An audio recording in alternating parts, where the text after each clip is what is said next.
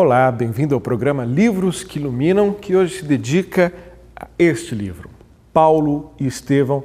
Devo confessar, o meu livro favorito, mais um resultado da profícua parceria entre o Espírito Emmanuel e o médium Francisco Cândido Xavier. Quem vai conversar conosco sobre esse livro é Haroldo Dutra Dias. O mestre chama-o de sua esfera de claridades imortais. Paulo tateia na treva das experiências humanas e responde: Senhor, que queres que eu faça? Depois de décadas de existência, o romance Paulo e Estevão ainda é considerado uma obra-prima da parceria entre o Espírito Emmanuel e o médium Francisco Cândido Xavier. São 44 edições e 600 mil exemplares publicados pela FEB Editora sobre o fariseu Paulo de Tarso, obstinado perseguidor de cristãos que se converteu ao trabalho em prol do cristianismo e transformou sua vida em um exemplo de luta, fé e amor. Presença constante entre os mais vendidos, o livro mostra a relação entre Paulo e o apedrejamento de Estevão, o primeiro mártir do cristianismo, o profundo amor do apóstolo pela noiva Abigail e as diversas perseguições que afligiam os adeptos da nascente doutrina cristã.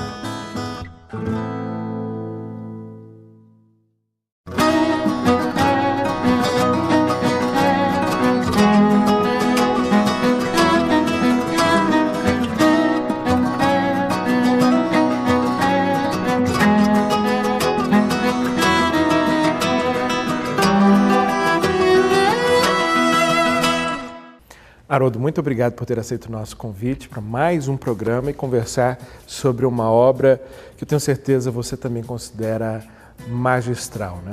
Faz um pequeno resumo dela para a gente, para quem não conhece a história, saber do que estamos tratando.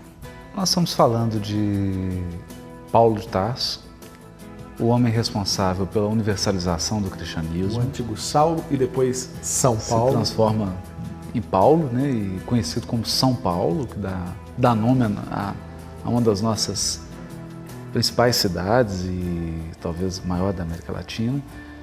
E o Paulo, ele tem essa função de tirar o cristianismo dos estreitos limites de Jerusalém e levá-lo para o mundo conhecido na época, que era um mundo no entorno do mar Mediterrâneo. Dialogando com as mais diferentes culturas, nas mais diferentes línguas, levando a mensagem do Cristo de uma forma didática, de acordo com o público que estava ouvindo. Mas não é esse Paulo que a gente trava contato logo no começo, né? Ainda é o Saulo bem diferente, pelo menos no desempenho da missão, né? E aí a conexão com Estevão também, Santo Estevão. Fala um pouco pra gente desse momento complicado entre os dois. Uma maneira interessante de ver esse livro é imaginar que o livro Paulo e Estevão é o making-off do livro Atos dos Apóstolos.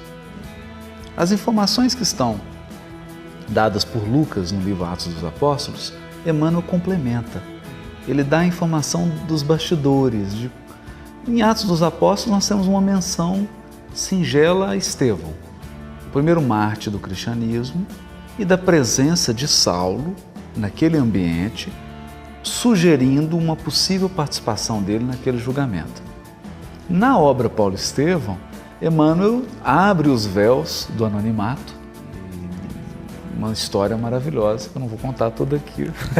Para que fique para que todo mundo... Mas a gente conhece bem a fundo essas figuras, especialmente a figura de Paulo e essa mudança radical de vida, né, de alguém que... Fala um pouco para a gente dessa figura fabulosa que se converte, acho que a palavra ideal é essa, e o momento da conversão é também um ponto alto do livro. O que o livro deixa muito claro é que Paulo é um missionário destinado a universalizar o cristianismo. Começa errando um pouco a missão, né? Ele vem como vaso escolhido, ele é a pessoa escolhida. Toda a sua vida é preparada para essa missão. Tudo converge, todas as pessoas que cruzam o seu destino têm uma conexão com essa missão dele. No entanto, por questões de perspectiva, de compreensão equivocada da figura de Jesus e do cristianismo, ele se desvia da rota. E o desvio é tão crítico, ele é tão fundamental para a história do cristianismo, que nós temos uma intervenção direta e pessoal de Jesus, chamando-o à responsabilidade, dizendo: ei, você é meu vaso escolhido, eu não vou abrir mão de você, reflita melhor no que você está fazendo e eu só quero saber uma coisa: por quê? Por que me persegues? O Todo-Poderoso é o lavrador e nós devemos ser os galhos floridos ou frutíferos na sua obra. E aquilo que tem ao mesmo tempo um tom metafórico, mas também uma realidade muito forte, que é a cegueira de Paulo ao ver Cristo, né? A verdade vem de uma maneira tão absurda que o cega, né? Que o tira realmente do rumo anterior. Eu gosto de dizer que é como se Jesus fosse, nesse momento, um homeopata. Ele detecta uma cegueira que é espiritual, dá lá um remédio homeopático para Paulo e ele exonera a doença. Cura com uma cegueira física, a cegueira espiritual. Ele manifesta uma cegueira espiritual numa cegueira física, talvez para que aquilo ficasse claro para ele, para que aquela cegueira ficasse definitivamente explícita na vida dele e não houvesse mais a possibilidade de um novo desvio. Bom, acho que traçamos até o presente momento um bom panorama do que é a obra. No próximo bloco eu queria que a gente se dedicasse um pouco à beleza literária que é esse livro, porque além de uma história muito bonita, ela é escrita de uma maneira muito bonita por essa dupla, por essa parceria aí, como eu já disse, muito profícua entre o Espírito Emmanuel e o médico Francisco Cândido Xavier. Fica então a promessa para o próximo bloco, a gente volta num instante.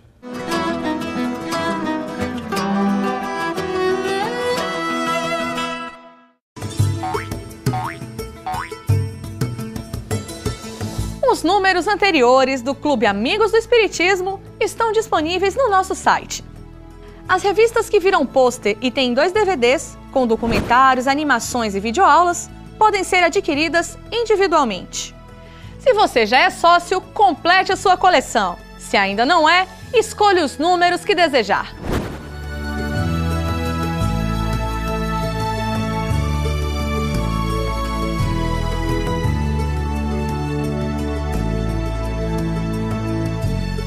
Acesse www.amigosdoespiritismo.com.br e clique em números anteriores. Clube Amigos do Espiritismo. Participe!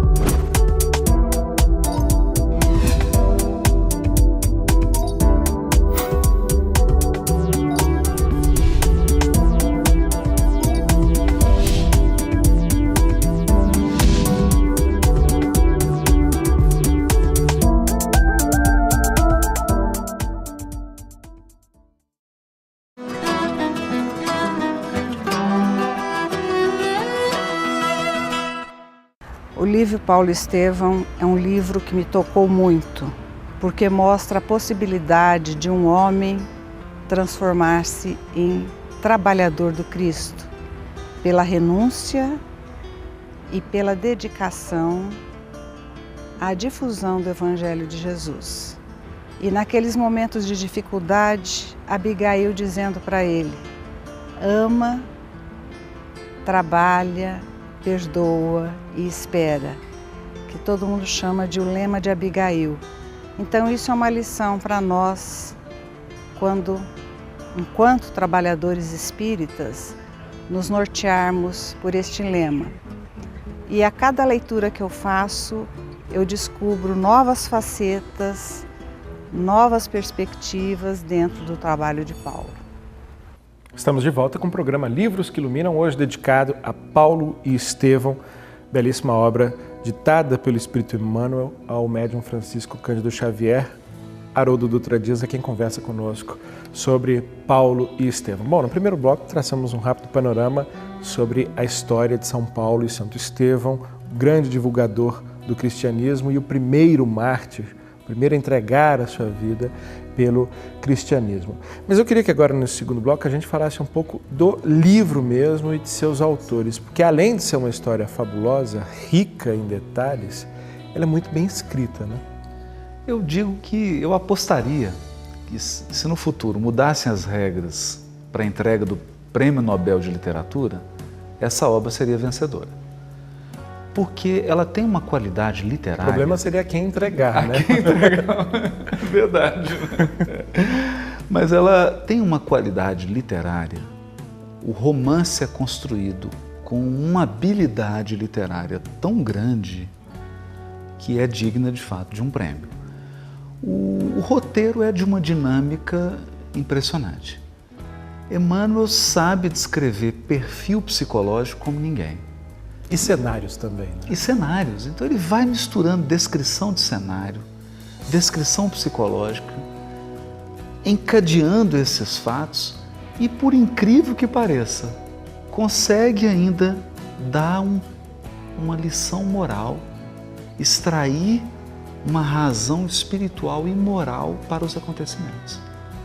Então é um livro que não falta nada e não sobra nada, é um livro na medida.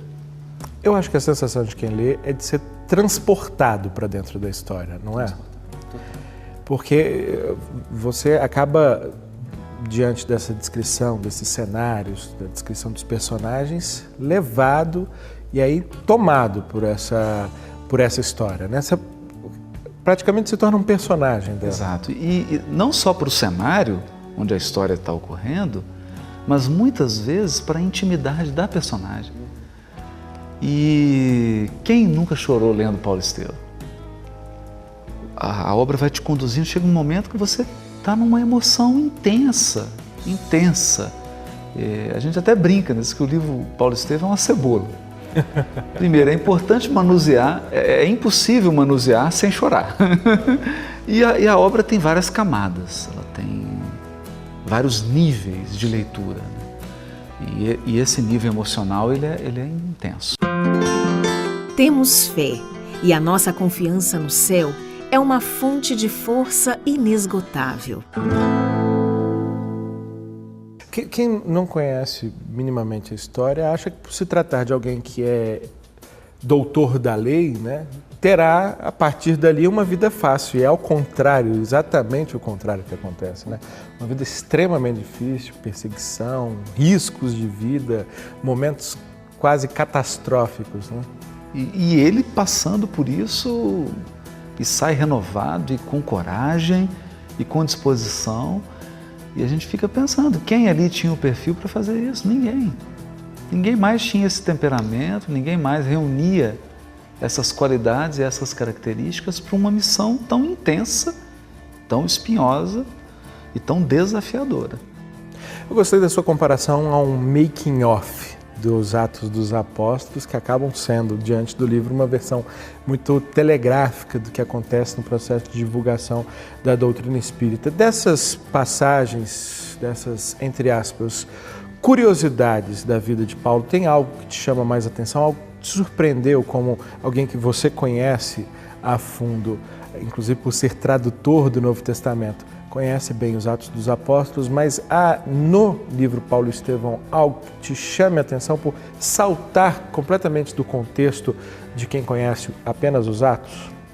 A primeira coisa assombrosa da obra é que ele revisa toda a cronologia da vida de Paulo. Ele coloca os fatos da vida de Paulo em outro contexto de data. Que apenas com Atos dos Apóstolos fica difícil montar esse quebra-cabeça. Você pode chegar numa aproximação até um grau de precisão razoável, mas você não consegue uma precisão imensa. E ele revê a cronologia, estabelece datas na vida de Paulo, e a gente pensa, por que ele está fazendo isso? Quando se estuda mais profundamente, o que a gente percebe? No estudo de Paulo, muitas cartas são excluídas da obra de Paulo porque os estudiosos entendem que elas não são de Paulo. Por algumas razões, entre elas, o fato delas não se encaixarem na cronologia da vida de Paulo. Cronologia original, a mais aceita. Oficial, a mais aceita. Como Emmanuel revisa a cronologia, você consegue encaixar todas as cartas na obra de Paulo. Bom, a gente continua falando sobre essa figura fantástica de Paulo, ou São Paulo, no próximo bloco, depois desse pequeno intervalo que a gente faz agora no programa Livros que Iluminam. Rapidinho.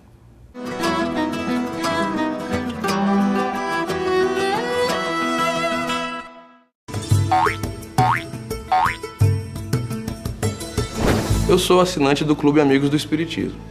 Olha só, eu vou contar uma coisa para vocês. Eu já assisto programas espíritas na TV há algum tempo. E sempre me perguntava, por que não existe mais conteúdo espírita na televisão? Aí eu entendi, não adianta dizer que quer mais espiritismo na TV se você não ajuda a expandi-lo.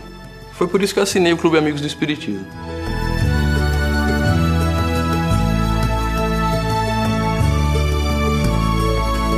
Os DVDs que eu recebi são sensacionais. Palestras, videoaulas, documentários, animações. Eu fiquei assim.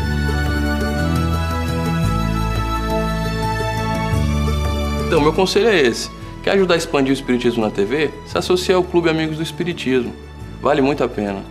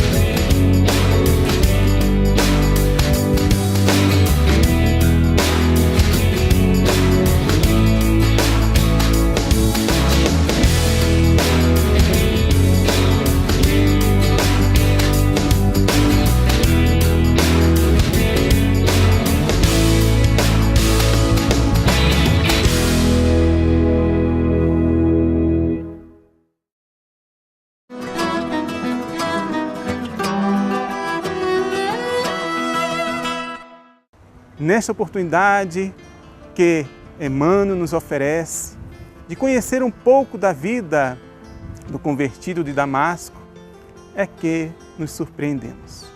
Descobrimos uma lição maravilhosa.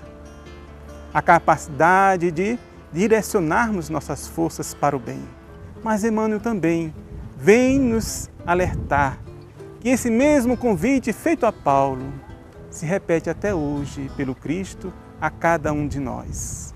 Bem-vindo de volta ao programa Livros que Iluminam, que chega ao seu terceiro e último bloco, mas poderia falar provavelmente mais uns 10 blocos sobre esse livro, Paulo e Estevão, livro do médium Francisco Cândido Xavier, ditado pelo Espírito Emmanuel. Haroldo Dutra Dias é quem conversa conosco sobre essa obra, falando da figura fantástica de São Paulo, o grande divulgador, o grande propagandeador do cristianismo nascente. Ele que foi, como nós vimos, alguém que perseguiu aquele cristianismo que nascia, mas é chamado pelo próprio Cristo a responsabilidade, né, Haroldo?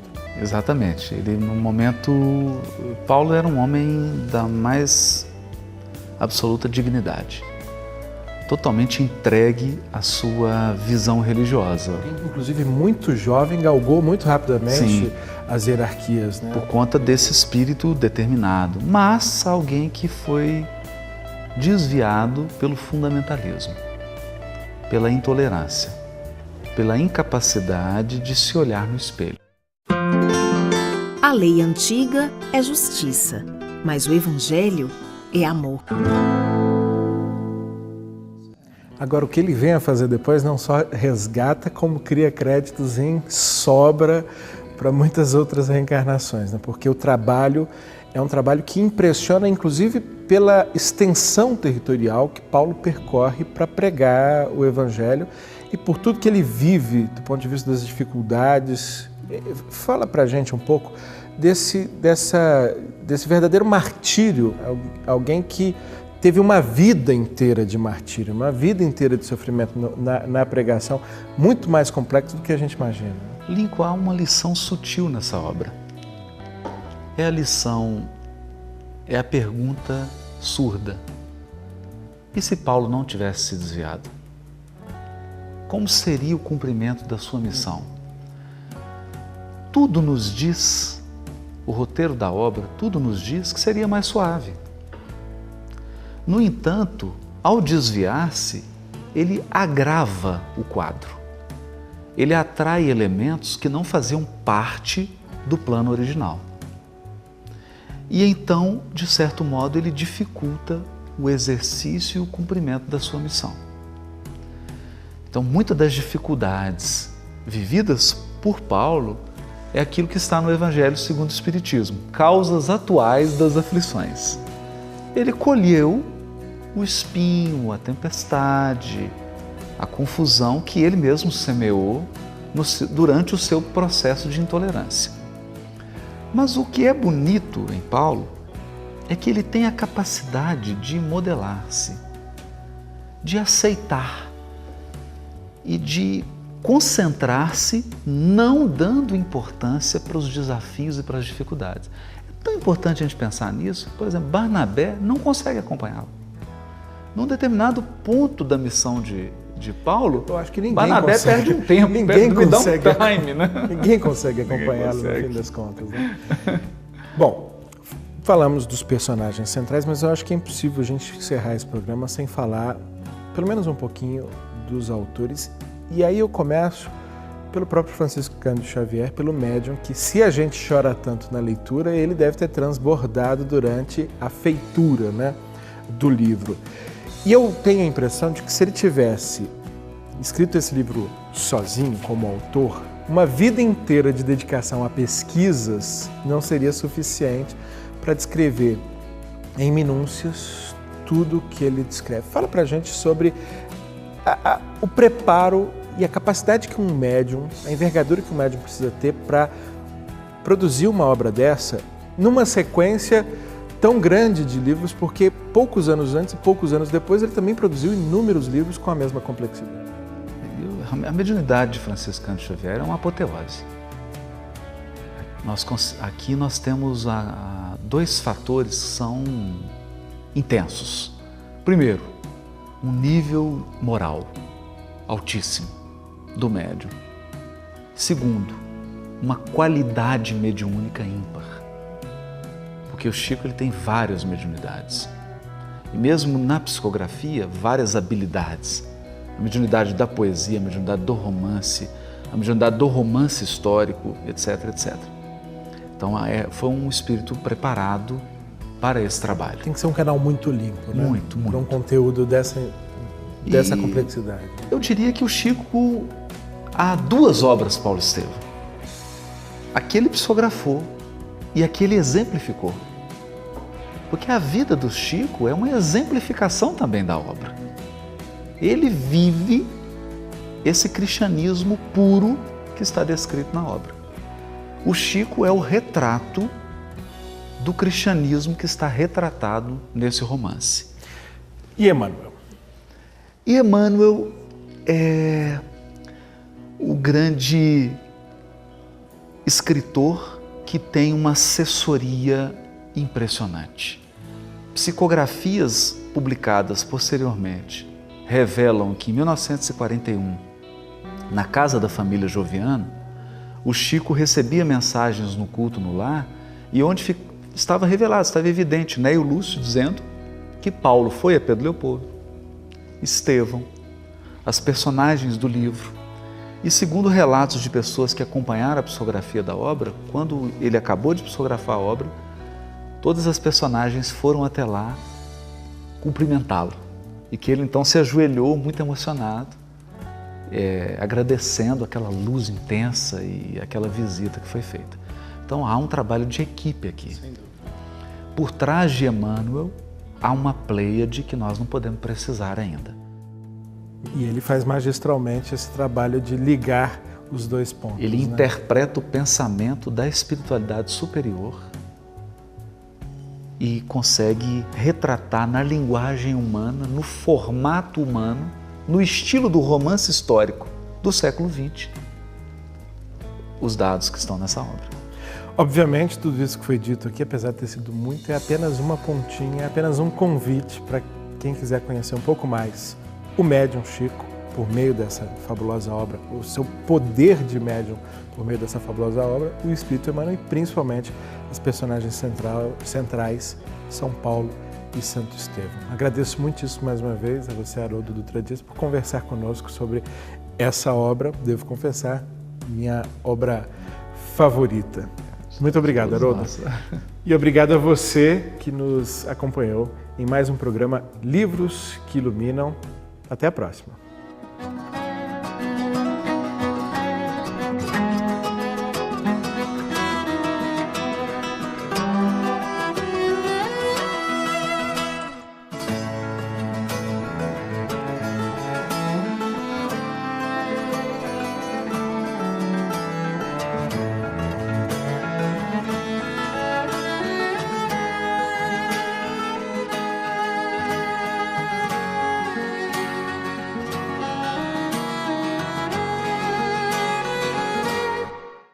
Né? Ainda é o Saulo bem diferente, pelo menos no desempenho da missão, né? E aí a conexão com Estevão também, Santo Estevão. Fala um pouco pra gente desse momento complicado entre os dois.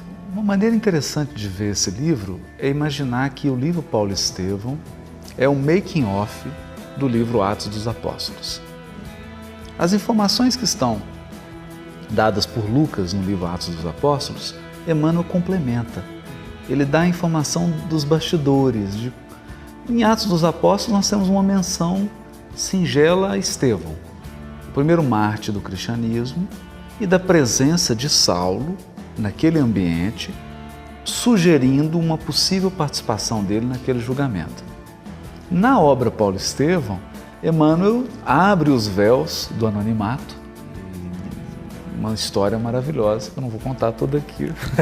Para que fique todo mundo. Mas a gente conhece bem a fundo essas figuras, especialmente a figura de Paulo e essa mudança radical de vida, né, de alguém que... Fala um pouco para a gente dessa figura fabulosa que se converte, acho que a palavra ideal é essa, e o momento da conversão é também um ponto alto do livro. O que o livro deixa muito claro é que Paulo é um missionário destinado a universalizar o cristianismo. Começa errando um pouco a missão, né? Ele vem como vaso escolhido, ele é a pessoa escolhida. Toda a sua vida é preparada para essa missão. Tudo converge, todas as pessoas que cruzam o seu destino têm uma conexão com essa missão dele. No entanto, por questões de perspectiva, de compreensão equivocada da figura de Jesus e do cristianismo, ele se desvia da rota. E o desvio é tão crítico, ele é tão fundamental para a história do cristianismo, que nós temos publicados pela FEB Editora sobre o fariseu Paulo de Tarso, obstinado perseguidor de cristãos que se converteu ao trabalho em prol do cristianismo e transformou sua vida em um exemplo de luta, fé e amor. Presença constante entre os mais vendidos, o livro mostra a relação entre Paulo e o apedrejamento de Estevão, o primeiro mártir do cristianismo, o profundo amor do apóstolo pela noiva Abigail e as diversas perseguições que afligiam os adeptos da nascente doutrina cristã.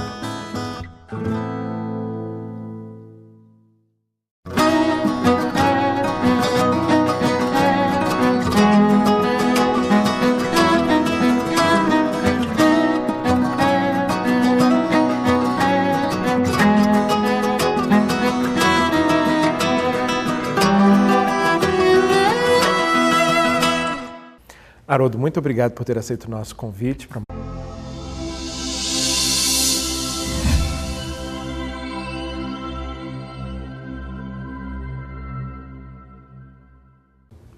Olá, bem-vindo ao programa Livros que Iluminam, que hoje se dedica a este livro, Paulo e Estevão. Devo confessar, o meu livro favorito, mais um resultado da profícua parceria entre o Espírito Emmanuel e o médium Francisco Cândido Xavier. Quem vai conversar conosco sobre esse livro é Haroldo Dutra Dias. O mestre chama-o de sua esfera de claridades imortais. Paulo tateia na treva das experiências humanas e responde: Senhor, que queres que eu faça? Depois de décadas de existência, o romance Paulo e Estevão ainda é considerado uma obra-prima da parceria entre o Espírito Emmanuel e o médium Francisco Cândido Xavier. São 44 edições e 600 mil exemplares publicados. Mais um programa e conversar sobre uma obra que eu tenho certeza você também considera magistral, né? Faz um pequeno resumo dela pra gente, para quem não conhece a história, saber do que estamos tratando. Nós estamos falando de Paulo de Tarso, o homem responsável pela universalização do cristianismo. O antigo Saulo e depois São Paulo. Se transforma em Paulo, né, e conhecido como São Paulo, que dá nome a uma das nossas principais cidades e talvez maior da América Latina.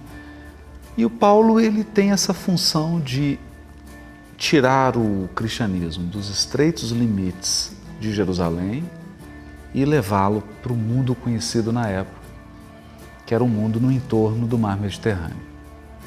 Dialogando com as mais diferentes culturas, nas mais diferentes línguas, levando a mensagem do Cristo de uma forma didática, de acordo com o público que estava ouvindo. Mas não é esse Paulo que a gente trava contato logo no começo.